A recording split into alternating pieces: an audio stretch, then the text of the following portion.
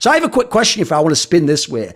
Obviously on the NiKo angle, like I say, people are going to think it's going to be dead spicy. I think it's going to be less spicy than people think, but I think we've got some interesting takes. So here's what I want to ask you about NiKo. What people don't understand is this. I don't think NiKo picked every player in his teams and is the GM of the teams. Not least because, by the way, logically, in teams like FaZe Clan and G2, if that's the case, then fire whoever the GM is because they didn't do their job. And what the fuck are they doing like the star player pick? So, but my problem is it goes both ways. I actually agree with you. If I'm as good as NiKo is, I used to say the same thing about Simple. You should have a massive ego. Not in a way where you ruin your teammates. Obviously, that's fucked up. But in terms of like, you should actually, for real, this is the area of like people like Michael Jordan I do fuck with. The angle should be like, I know what I can do. So give me the ability through teammates, coach.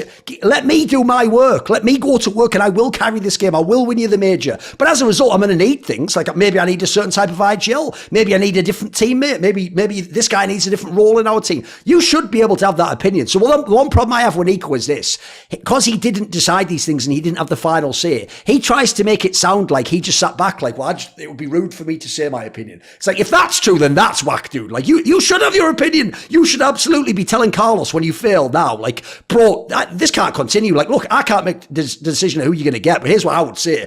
Let's get this guy out. Let's get this guy in. And then obviously you take that on board. Like, I'm kind of on both ends. I actually want you to have a say. I just don't want it to be obviously that the org then just does whatever you say automatically. But you should definitely have input if you're as good as them.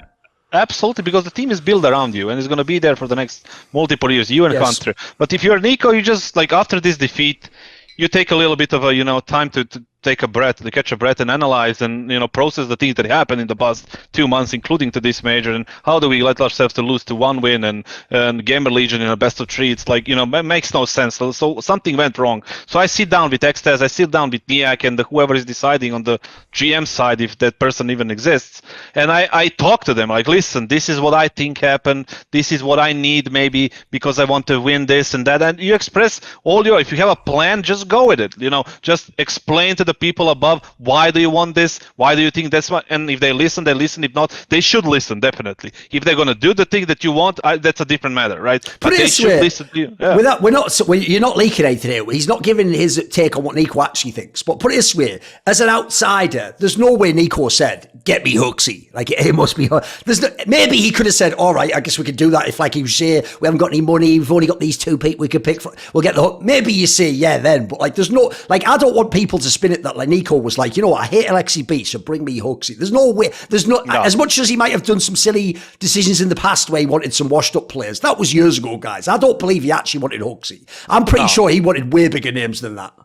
No, I think it also comes down to the people like above who are making these decisions. Like, they don't have to always blindly follow what NiKo or anybody else says. Like, if you have a competent person right there who's going to make the right decision, who understands the dynamic of the team, what type of personality, what type of play style the certain player we need for NiKo to play his best, and then that comes to that the coaching team that we discussed before. But it's like, you listen to him, you see like what's happening, and you listen to that GM person, and you make the best possible strategy to get the best possible players for the money that you have, right? And they obviously have money. So it's a kind of a teamwork, but at the end of the day, the GM, the guy who is running the CSGO, somebody competent, again, he needs to be the one, in charge of he needs to give the green light or the red light to whatever is going to happen next, right? But that takes time a little bit. Obviously, I think some of the decisions were made like a little bit too late for G2. Some of it too rushed. We spoke about, like, let's say they didn't get, Monessi. They didn't get 600. They didn't want to pay. Dexter was right there. He was right there. Yep. And he would cost what? 100K? 150 tops, because he wasn't going to sit in Spirit, and Spirit was looking to get rid of him for any kind of money. So he's equally good. He brought an OG to a next level instantly, right? They were just a joke team. Now they're a little bit more serious team. Simply because of him. We saw how one player can change the whole dynamic of the team. We saw what Yekinder did for Liquid. For sure. For Robs, what Robs did to for FaZe, right? Even in Mouse, for fuck's sake. Like, one player can make a lot of difference. If you make the right move. But the biggest question for me is like JKS thing. Like, for me, that was the right move.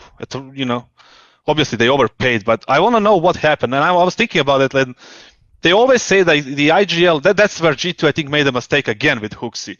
The IGL HooXi was always like about a loose type of play style, and you know, something like that they like doing whatever they want. JKS is not that player.